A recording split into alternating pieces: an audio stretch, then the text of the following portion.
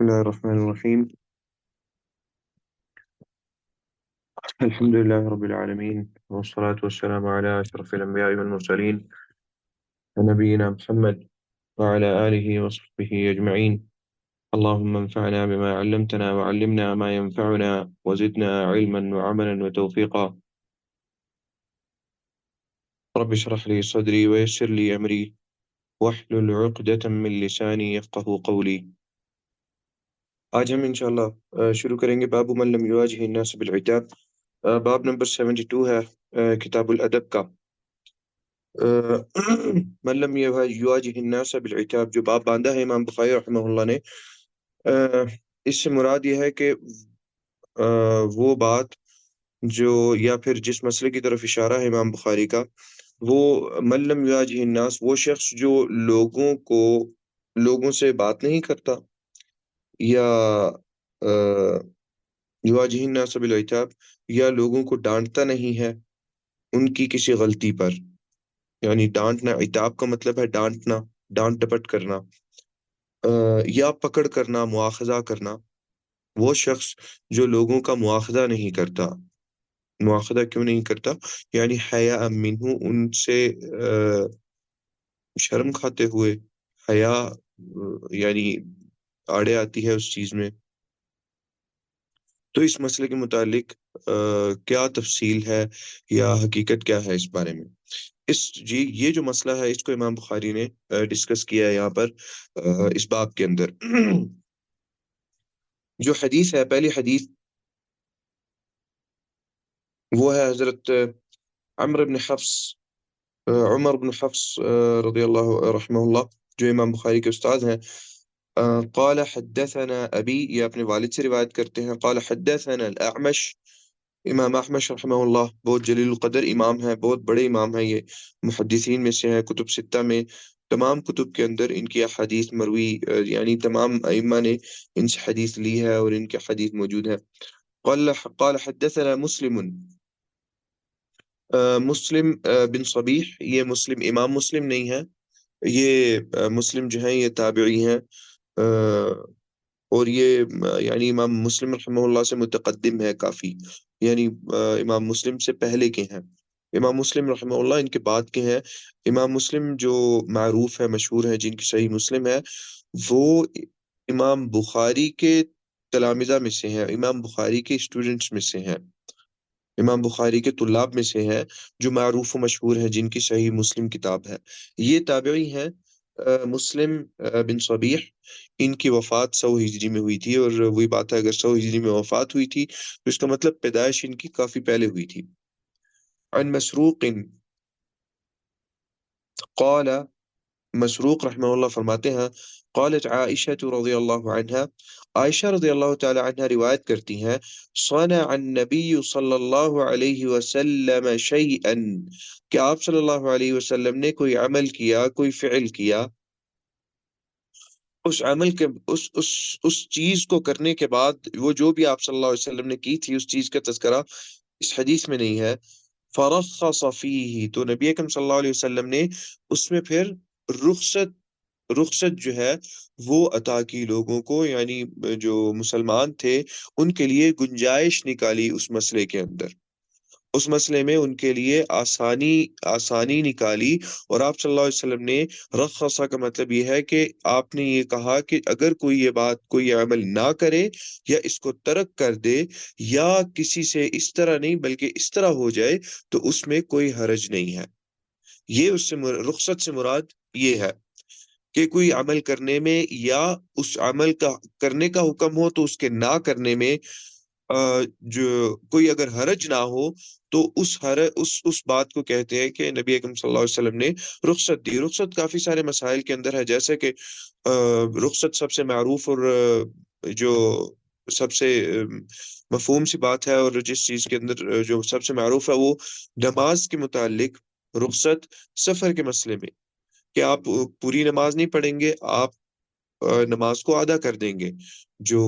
4 رکعتوں والی نماز ہے اس کو آپ ادا کر دیں گے، اور نمازوں کی جمع بین الصلاتین، 2 نمازوں کو جمع کر سکتے ہیں، ظہر اور عصر کو، مغرب اور عشاء کو، ان دونوں کو جمع کیا جا سکتا ہے۔ تو ضروری نہیں ہے، اگر سفر میں ہے تو انسان جمع کر کے پڑھے، یہ ہے رخصت۔ روزے کے متعلق نبی اکرم صلی اللہ علیہ وسلم نے رخصت دی کہ انسان روزہ ترک کرنا عمدن، بالکل ٹھیک ہو انسان، اور عمدن جان کے بنا کسی سبب کے انسان روزہ ترک کرے، وہ جائز نہیں ہے۔ لیکن سفر میں ہے، طبیعت بالکل ٹھیک ہے، بالکل بہترین ہے،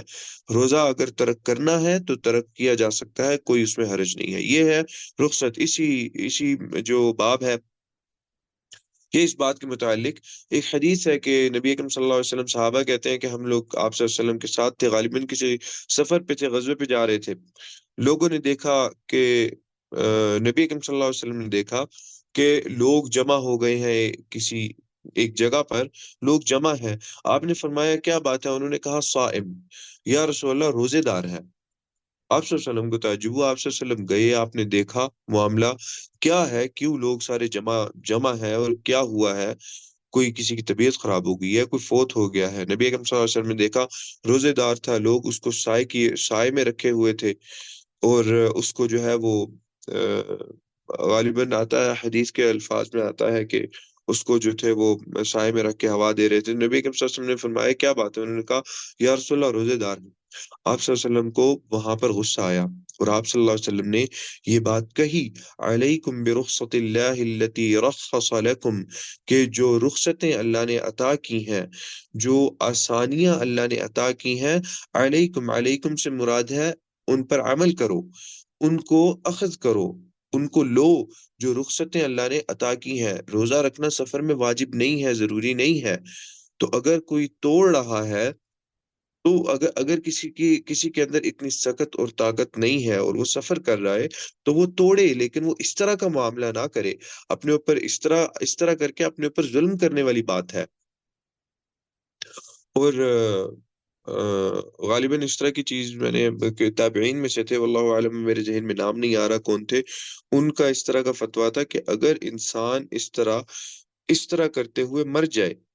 یعنی ایسی چیز جس میں اللہ نے رخصت دی ہو، اور اس پہ اپنے اوپر زور زبردستی اور جبر کر کے وہ عمل کرے، اور وہ اس کی وجہ سے وہ مر جائے، تو اس کے اوپر ایک طرح سے وہ یہ ہے کہ اس نے اپنے آپ کو قتل کیا، اور اس کے اوپر گناہ ہو سکتا ہے۔ اس طرح کا بھی فتویٰ کچھ تابعین تھے، انہوں نے اس طرح کے مسائل میں دیا اس طرح کا فتویٰ۔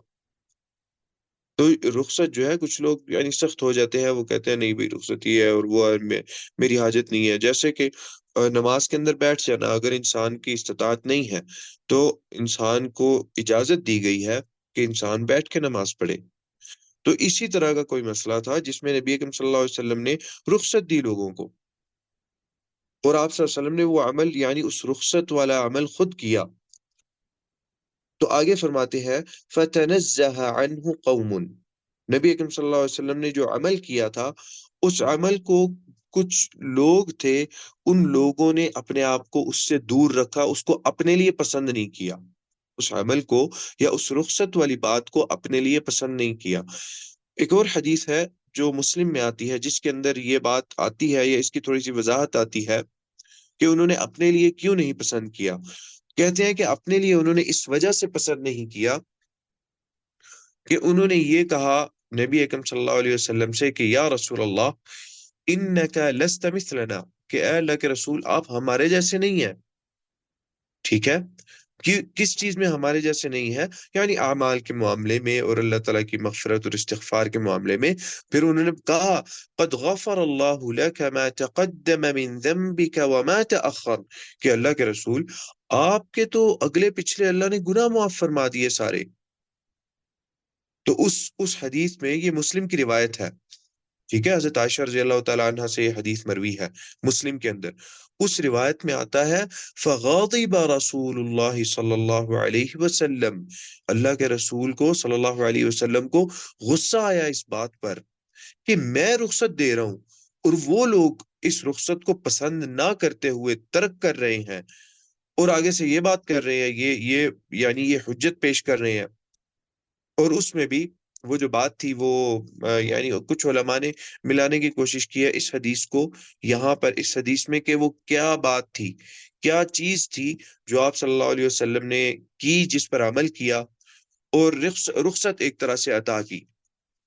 وہ بات یہ تھی جو سیم وہی مسلم والی حدیث ہے، اس کے اندر آتا ہے کہ نبی کہ ایک بندہ آیا نبی اکرم صلی اللہ علیہ وسلم کے پاس اور اس نے کہا کہ یا رسول اللہ، میں رمضان میں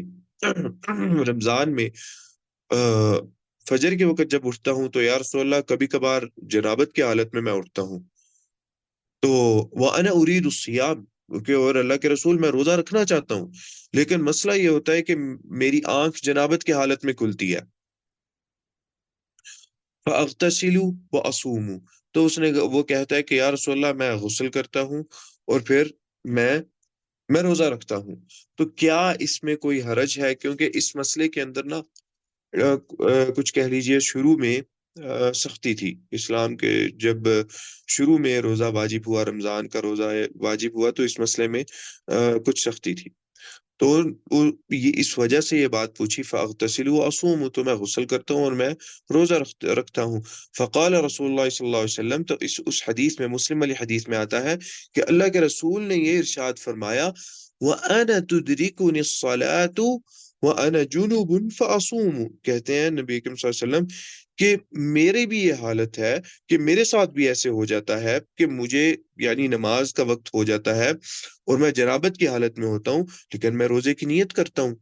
اور اس طرح تو واضح نبی اکرم صلی اللہ علیہ وسلم کے بارے میں آتا ہے نا کہ آپ صلی اللہ علیہ وسلم اگر آپ کی آنکھ کھلتی اور آپ نے مباشرت کی ہوتی اپنی زوجات سے، تو آپ صلی اللہ علیہ وسلم غسل نہ کرتے پہلے، بلکہ آپ صلی اللہ علیہ وسلم پہلے سحری کرتے،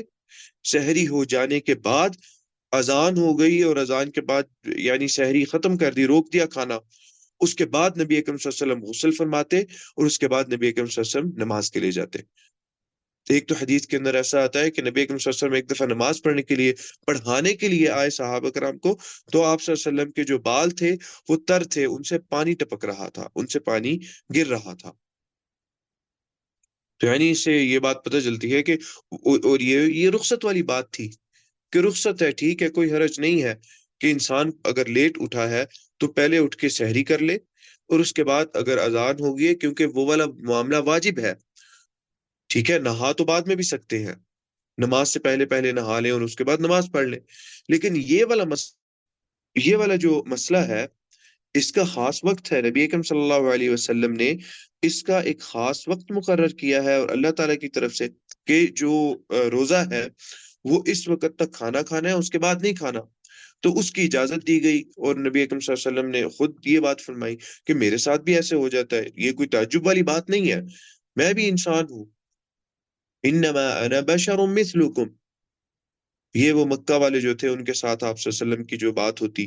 اور جو آپ صلی اللہ علیہ وسلم کا جو مکالمہ ہوتا، یوحا الی انما الہکم الہ واحد، میں بشر ہوں، میں انسان ہوں تم جیسا،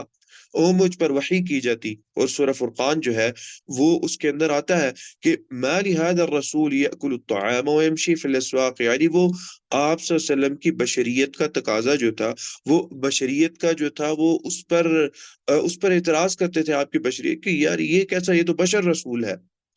تو یہاں پر بھی اس حدیث کے اندر بھی جو بات ہے وہ یہ ہے کہ آپ صلی اللہ علیہ وسلم بھی بشر تھے، یہ والے معاملات آپ کے ساتھ بھی پیش آتے، آپ نے رخصت دی، تو کچھ صحابہ جو تھے انہوں نے کہا کہ یا رسول اللہ آپ تو بہت اعلیٰ مقام پر ہے، اعلیٰ درجے پر ہے، آپ کے اگلے پچھلے گناہ اللہ نے ویسے ہی معاف فرما دیے، تو اس وجہ سے اس رخصت کو ایک طرح سے ترک کیا، آپ کو مسلم کی حدیث کی روایت ہے، آپ کو غصہ آیا، فغضب، یہاں پر جو آج حدیث ہم پڑھ رہے ہیں اس میں آتا ہے فبلغ ذلك النبی صلی اللہ علیہ وسلم، یہ بات اللہ کے رسول صلی اللہ علیہ وسلم تک پہنچی، فحمد اللہ فخطب، آپ صلی اللہ علیہ وسلم خطبہ دینے کے لیے کھڑے ہو گئے، اور یہ بات ذہن میں رکھیے کہ جب بھی اس طرح کا کوئی مسئلہ آتا، کوئی بھی چیز پیش آتی، نبی اکرم صلی اللہ علیہ وسلم خطبہ دینے کے لیے کھڑے ہوتے، اور وہ خطبہ یعنی ضروری نہیں ہے کہ اس کے لیے آپ صلی اللہ علیہ وسلم جمعے کا انتظار کرتے، نہیں، بلکہ آپ صلی اللہ علیہ وسلم ممبر پر چڑھ جاتے، خطبہ دیتے، یا پھر ویسے ہی آپ صلی اللہ علیہ وسلم لوگوں کو اکٹھا کر لیتے مسئلہ سمجھانے کے لیے، بات بتانے کے لیے، تو آپ صلی اللہ علیہ وسلم نے یہاں پر فخطب، خطبہ دیا، فحمد اللہ، اللہ تعالیٰ کی حمد و ثنا بیان کی، ثم قال، پھر آپ نے فرمایا، ما بال اقوام یتنزہون عن شیء اصنعہ، کہ کیا ہے، کیا بات ہے، یا وہ ان لوگوں کے متعلق آپ فرماتے کہ وہ کون لوگ ہیں، کچھ ایسے لوگ ہیں جو کچھ ایسی چیزوں سے اپنے آپ کو دور رکھتے ہیں، ترک کرتے ہیں، عن شیء، کوئی کسی ایسی چیز سے، اصنعہ، جس کو میں کرتا ہوں، جس پر میں عمل درآمد کرتا ہوں، اس کو وہ چھوڑتے ہیں، اس سے وہ دور ہوتے ہیں، ٹھیک ہے؟ ما بال اقوام یتنزہون عن شیء اصنعہ، یعنی میں کرتا ہوں اور وہ لوگ اس چیز کو چھوڑتے ہیں، ترک کرتے ہیں، کیوں ترک کرتے ہیں؟ یعنی یہ سوال جو تھا اس کو کہتے ہیں استفہام انکاری۔ عربی زبان کی جو عربی زبان کے اندر اس صیغے کو یا اس طرح کے انداز کلام کو، اس سے مراد یہ نہیں ہوتا کہ آپ صلی اللہ علیہ وسلم سوال پوچھ رہے ہیں، بلکہ آپ صلی اللہ علیہ وسلم انکار کی صورت میں سوال پوچھ رہے ہیں کہ نہیں کرنا چاہیے۔ تو اس کے بجائے آپ صلی اللہ علیہ وسلم یہ والا انداز اختیار کریں، انداز تکلم، آپ یہ والا انداز تکلم اختیار کرتے، سوال والا کہ وہ کیوں کرتے ہیں، نہیں کرنا چاہیے،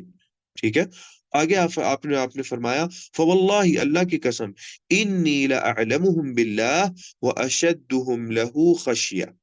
یعنی کامل ایمان انسان کا کیا ہے؟ علم اور عمل، یہ دو چیزیں مل کر انسان کا کامل ایمان ہے،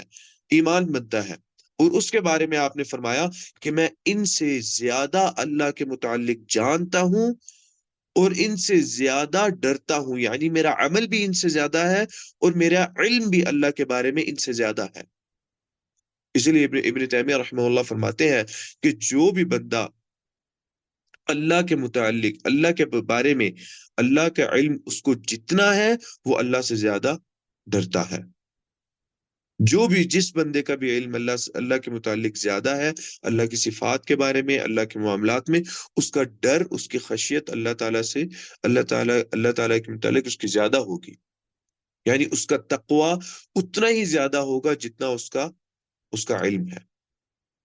تو یہاں پر یہ آپ صلی اللہ علیہ وسلم یہ کہہ رہے ہیں کہ میں ان سے زیادہ جانتا ہوں، اگر یہ عمل ترک کرنا افضل ہوتا تو میں افضل کو اختیار کرتا، میرے علم کے مطابق ترک کرنا جائز ہے، اس میں کوئی حرج نہیں ہے، اور میں یہ خود ترک کر لیتا ہوں، اگر اس طرح کا مسئلہ پیش آ جائے تو اس کو میں خود ترک کر لیتا ہوں۔ تو یہ لوگ کیوں نہیں کرتے، حالانکہ میں ان سے زیادہ متقی ہوں، ان سے زیادہ اللہ تعالیٰ سے ڈرنے والا ہوں، میرے اندر اللہ کا ڈر، اللہ تعالیٰ کی معرفت ان سب سے زیادہ ہے، لیکن اس کے باوجود میں اس پر عمل کرتا ہوں۔ یہاں پر ایک اور حدیث ہے جو اسی حدیث سے بڑی ملتی جلتی ہے، وہ تین لوگ جو تین صحابہ ہیں ان کے متعلق حدیث ہے، جنہوں نے نبی اکرم صلی اللہ علیہ وسلم، آپ نے جو ہے کچھ حکم دیا، احکامات تھے، تو آپ کو ان کی بات یہ پتہ چلی، یہ بات وہی بات ہے کہ انہوں نے یہ عمل اللہ تعالیٰ کے یعنی زیادہ حرص میں اور اللہ تعالیٰ سے قریب ہونے کے لیے یہ زیادہ عمل کیا، لیکن یہ عمل اللہ کے قریب ہونے کا نہیں تھا۔ کیوں؟ کیونکہ یہ نبی اکرم صلی اللہ علیہ وسلم کے ہدی اور آپ صلی اللہ علیہ وسلم کے طریقے کے مطابق نہیں تھا۔ اور وہ کیا تھی؟ وہ یہ تھا کہ انہوں نے آپس میں ایک دوسرے سے وعدہ کیا، تین لوگ تھے، انہوں نے وعدہ کیا، ایک نے کہا کہ میں ہمیشہ روزہ رکھوں گا، انہوں نے یعنی آپ صلی اللہ علیہ وسلم کو پہلے اپنے ساتھ جو ہے وہ ملایا، انہوں نے کہا کہ اللہ کے رسول کہاں اور ہم کہاں، وہ تو کتنے اعلیٰ درجات پر ہیں، ہم کیسے، کدھر ہیں، کدھر ہمارا تو یعنی آپ صلی اللہ علیہ وسلم کے سامنے تو کوئی ہمارا مقام ہی نہیں ہوگا۔ تو انہوں نے پھر ان میں سے کہا، ایک بندے نے یہ کہا کہ میں ہمیشہ روزہ رکھوں گا، میں کبھی بھی روزہ افطار نہیں کروں گا۔ دوسرے نے کہا کہ میں کہ کوئی رات سوؤں گا نہیں، میں اپنی ساری زندگی رات کو کبھی نہیں سوؤں گا، میں تہجد پڑھوں گا۔ تیسرے نے یہ کہا کہ میں شادی نہیں کروں گا، میں بالکل بھی نکاح اور شادی نہیں کروں گا۔ نبی اکرم صلی اللہ علیہ وسلم کو یہ بات پتہ چلی، نبی اکرم صلی اللہ علیہ وسلم ان کے پاس گئے اور آپ صلی اللہ علیہ وسلم نے یہ بات ارشاد فرمائی، واللہ انی لاخشاکم للہ، میں تم سب سے اللہ سے زیادہ ڈرتا ہوں، واتقاکم لہ، اور تم سب سے زیادہ تقوی ہے مجھ میں، لیکن آپ صلی اللہ علیہ وسلم نے یہ بات ارشاد فرمائی کہ آپ نے کہا لیکن اصوم و افطر، میں روزے رکھتا ہوں اور روزے چھوڑتا بھی ہوں۔ کچھ ایام ایسے ہوتے ہیں جن میں روزے نہیں رکھتا۔ یہ نفلی روزے کے متعلق بات ہو رہی ہے۔ رمضان کے روزے تو واجب ہے سب پر، خاص طور پہ جو جب بالغ ہو گئے تو وہ تو واجب ہے، اللہ یہ کہ کوئی عذر ہے، بیماری ہے، کوئی معاملہ ہے، سفر ہے، یا کوئی اور مسئلہ ہے، جو بھی ہے وہ معاملہ۔ لیکن نفل روزوں کے متعلق یہ بات ہو رہی ہے۔ آپ نے فرمایا لیکنی اصوم و افطر، میں روزہ رکھتا ہوں اور چھوڑتا بھی ہوں، وَأُصَلِّي وَأَرْقُدْ، میں نماز پڑھتا بھی ہوں اور رات کو سوتا بھی ہوں۔ خاص طور پہ آپ صلی اللہ علیہ وسلم کی یہ روٹین تھی، آپ صلی اللہ علیہ وسلم عشاء کی نماز پڑھتے ہی فوراً سو جاتے، اور وہ سونا یہ ہوتا آپ صلی اللہ علیہ وسلم کا ایک جو تھا اذکار کا ورد تھا، وہ آپ صلی اللہ علیہ وسلم ورد مکمل کرتے۔ جتنی بھی حامیم کی صورتیں ہیں، 7 یا 8 صورتیں بنتی ہیں حامیم کی، آپ صلی اللہ علیہ وسلم وہ تمام صورتیں پڑھتے، پھر سورۃ الملک آپ صلی اللہ علیہ وسلم پڑھتے، پھر ایک دو اور صورتیں آتی ہیں ان کا، پھر آپ صلی اللہ علیہ وسلم کے وہ تمام پڑھ کے آپ صلی اللہ علیہ وسلم سوتے، اور اس کے بعد آپ صلی اللہ علیہ وسلم آخری پہر اٹھتے۔ آپ صلی اللہ علیہ وسلم کے اوپر تو تہجد واجب تھا، تہجد کی نماز واجب تھی، ٹھیک ہے؟ تو آپ صلی اللہ علیہ وسلم نے تہجد واجب ہوتے ہوئے اپنا یہ عمل رکھا کہ آپ نماز پڑھتے رات کی، اور پھر آپ صلی اللہ علیہ وسلم سوتے بھی، یعنی دو عمل کو، سونے اور نماز پڑھنے کو لازمی آپ صلی اللہ علیہ وسلم ملاتے، کیونکہ رات کی نیند جو ہے انسان کے لیے بہت ضروری ہے، انسان کی ذہنی قوت کے لیے، انسان کی اعصابی قوت کے لیے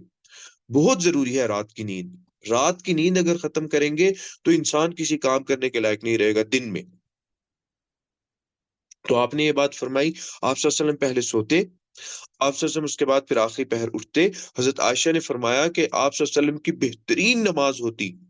اگر آپ نماز کوئی بہترین دیکھنی ہے آپ کی ہوتی ہے، آپ صلی اللہ علیہ وسلم 2 رکعتیں پڑھتے، پھر سلام پھیرتے، پھر 2 پڑھتے، پھر سلام پھیرتے، پھر اس کا آپ صلی اللہ علیہ وسلم انتظار کرتے 4 کے بعد، پھر 2 پڑھتے، پھر سلام پھیرتے، بڑے خشوع و خضوع کے ساتھ، پھر 2۔ وہی آپ صلی اللہ علیہ وسلم کی وہ معروف حدیث ہے جس میں آتا ہے آپ صلی اللہ علیہ وسلم 8 پڑھتے، اس کے بعد 3 وتر پڑھتے بعد میں، اس کے بعد آپ صلی اللہ علیہ وسلم پھر ایک طرح سے آرام کرتے، اپنا سر رکھ لیتے، سو جاتے، یہاں تک کہ فجر کی اذان ہوتی۔ تو دیکھیں آپ صلی اللہ علیہ وسلم نے کس طرح معاملات کو ملا کر چلا آپ صلی اللہ علیہ وسلم، دنیا کے معاملات اور عبادت کے معاملات دونوں کو ملا کر آپ چلے۔ اور آخری بات آپ نے کی، وَأَتَزَوَّجُ النِّسَاءَ، میں شادی بھی کرتا ہوں، یعنی میں نے شادیاں بھی کی ہوئی ہیں، ایسی بات نہیں ہے کہ میں نے شادیاں، اگر میں نے کیا ہے اس کا مطلب کرنا زیادہ افضل ہے، چھوڑنا افضل نہیں ہے، بلکہ کرنا زیادہ افضل ہے۔ تو یہ وہی چیز ہے کہ میرے پاس زیادہ یعنی علم ہے، اور تقوی بھی ہے، ڈر بھی ہے، عمل بھی ہے تم لوگوں سے زیادہ، لیکن اس کے باوجود میں یہ عمل کرتا ہوں۔ اس لیے کچھ لوگ ہوتے ہیں وہ اس طرح کی رخصت جتنے بھی آتی ہیں احادیث کے اندر، ان سے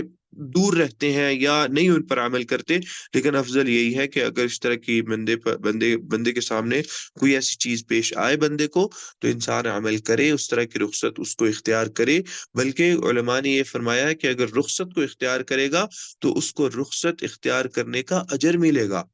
کیونکہ وہ رخصت نبی اکرم صلی اللہ علیہ وسلم کی طرف سے ہے۔ تو ایک ایسا عمل اس نے کیا جو عام طور پر لوگ نہیں کرتے، تو اس نے ایک طرح سے رخصت کو اختیار کیا حاجت میں، تو نبی اکرم صلی اللہ علیہ وسلم کی سنت کو جگایا اس نے۔ تو اس لیے آپ صلی اللہ علیہ وسلم یہاں پر ایکچولی یہ ہے کہ آپ صلی اللہ علیہ وسلم نے جو جس چیز کا تعلق اس باب کے ساتھ ہے نا، وہ باب یہ ہے کہ آپ صلی اللہ علیہ وسلم نے یہ فرمایا ما بال اقوام یتنزہون، یعنی وہ تنزہ اختیار کرتے ہیں، دوری اختیار کرتے ہیں۔ آپ نے فرمایا اقوام، قوم، لوگ، یہ کون لوگ ہیں؟ حالانکہ آپ صلی اللہ علیہ وسلم کو پتا تھا وہ کون لوگ ہیں، لیکن حیا آپ صلی اللہ علیہ وسلم کے اندر اتنی تھی کہ آپ نے ان کو پوائنٹ آؤٹ، خاص طور پر پوائنٹ کر کے آپ صلی اللہ علیہ وسلم نے یہ کہنا پسند نہیں فرمایا، بلکہ جنرل کر کے پسند کیا، اور جنرلی یہ بات بیان کی۔ اور وہی بات ہے کہ اگر اس طرح جنرل کر کے بات بیان کی جائے تو وہ اثر میں جو ہے وہ کسی کے متعلق وہ کسی بندے پر زیادہ اثر انداز ہوتی ہے، اس کے بجائے کہ بندہ سب کے سامنے اس شخص کا نام لے کر یا اس کی طرف اشارہ کر کے بولے کہ تم نے ایسا ایسا ایسا کیا،